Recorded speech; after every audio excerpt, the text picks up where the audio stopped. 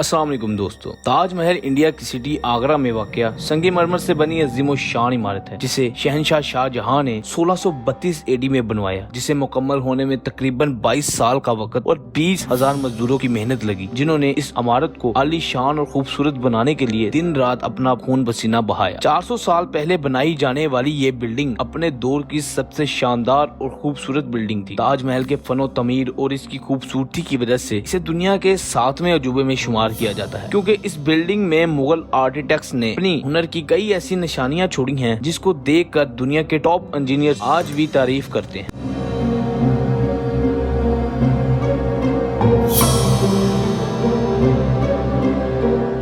ताजमहल शाहजहां ने अपनी बेगम मुमताज महल की मोहब्बत में यादगार के तौर पर दरिया जमुना के साहिल पर बनाया, जो हाइट में 200 फीट लंबा और 130 फुट चौड़ा है। ताजमहल के चारों कोनों पर 4 मीनार बनाए हुए हैं जो कि बाहर की तरफ झुके हुए हैं। इन मीनारों को बाहर की तरफ झुकाने की एक ही वजह थी, जो कि अर्थक्वेक थी। इन मीनारों को बाहर की तरफ इसलिए झुकाया गया ताकि अगर कभी भी कोई खतरनाक अर्थक्वेक आ जाए तो ये मीनार ताजमहल पर गिरने की बजाय बाहर की तरफ गिरे, ताकि ताजमहल पर एक आंच भी ना आ पाए। इसका डिजाइन ऐसे तैयार किया गया कि अगर इसकी मेन गेट के पीछे से इसे देखा जाता है तो ये काफी बड़ी लगती है, और जैसे ही मेन गेट से एंटर किया जाता है तो ये साइज में छोटी महसूस होने लगती है। दिमाग को चकरा देने वाली और इंतहाई खूबसूरत ये बिल्डिंग आगरा में बढ़ती हुई फजाई आलूदगी की वजह से इसका व्हाइट कलर येलो में तब्दील हो गया। ये बात मई 2007 में भारतीय पार्लियामेंट में पेश की गई एक रिपोर्ट में बताई गई। इस रिपोर्ट में बताया गया कि आगरा में बढ़ती हुई फजाई आलूदगी से ताजमहल के व्हाइट संगमरमर को नुकसान पहुंचा, और इस संगमरमर को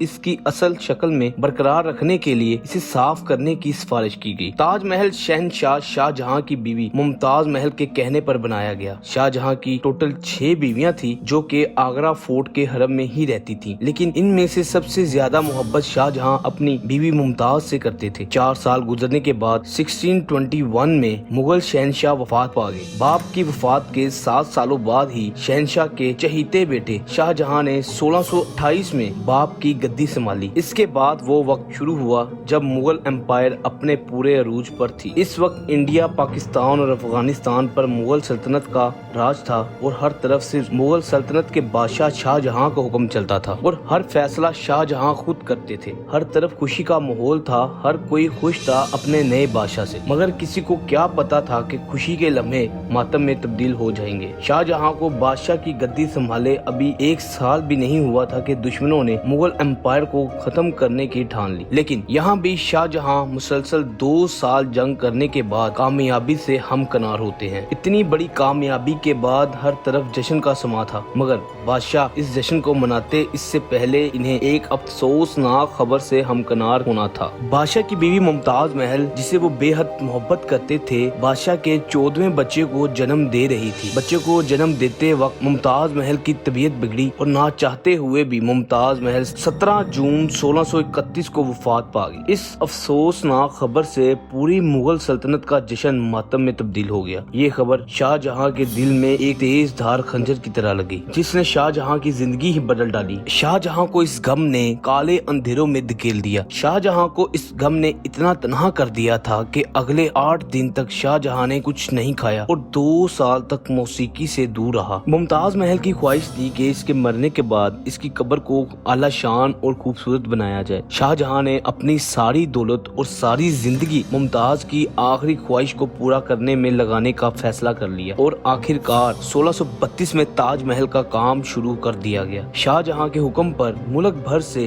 20,000 मजदूर, पत्थर तराश और कारीगर जमा किए गए। ताजमहल को यमुना के बराबर बनाया जाना था, मगर यहाँ की जमीन बहुत नरम थी और नदी के पानी का बहाव इसकी बुनियादों को नुकसान पहुँचा सकता था। तो इसका हल ये निकाला गया कि जमीन के अंदर बड़े बड़े कुएं खोदे गए, और ये उस वक्त तक खोदे गए जब तक कि खुश्क जमीन ना मिल गई। खुश्क जमीन मिलने के बाद इन कुओं में गारे और पत्थर को भरा गया, और बाद में इसके ऊपर बड़े बड़े कॉलम खड़े कर दिए गए। इंजीनियर्स की ये ट्रिक काम कर चुकी थी। अब जमीन के अंदर ताजमहल की फाउंडेशन रेडी थी। ये फाउंडेशन इतनी स्ट्रॉन्ग थी कि नरम जमीन पर भी ये लोहे की तरह बनकर खड़ी थी। ताजमहल की फाउंडेशन के बाद बारी थी ताजमहल के स्ट्रक्चर को खड़ा करने की, लेकिन इससे पहले ताजमहल का डिजाइन तैयार करना था, और वो भी ऐसा कि तारीख में याद रखा जाए। शाहजहां ने ताजमहल के डिजाइन का आइडिया इसके बड़े जो दुनिया से गुजर चुके थे इनके मकबरों से लिया। शाहजहां ने अपने बाप के मकबरे से मीनारों का आइडिया, दादा के मकबरों से बिल्डिंग कोर का आइडिया और अंकल के मकबरे से डोम का आइडिया लिया। इन सब से आइडिया लेने के बाद एक ऐसा डिजाइन निकल कर बाहर आया जो आज तक ना दुनिया में किसी ने बनाया था और ना देखा था। मगर ये सब आसान नहीं था, क्योंकि इस प्रोजेक्ट में शाहजहां पैसा पानी की तरह बहा रहे थे और हर गुजरते दिन ये पैसा कम हो रहा था और शाही खजाना खाली होता जा रहा था। शाहजहां को इन सब की कोई परवाह नहीं थी, बस ये ताजमहल को कंप्लीट करना चाहते थे। कई सालों की मेहनत के बाद ताजमहल का स्ट्रक्चर बन चुका था और अब बारी थी इसको संगमरमर से कवर करने की। इसका संगमरमर 400 किलोमीटर दूर राजस्थान से मंगवाया गया। 1000 हाथियों की मदद से ये संगमरमर आगरा मंगवाया गया। संगमरमर को इंतहाई महारत से ताजमहल के ऊपर लगाया गया। संगमरमर को लगाने के बाद बारी थी ताजमहल की फिनिशिंग की,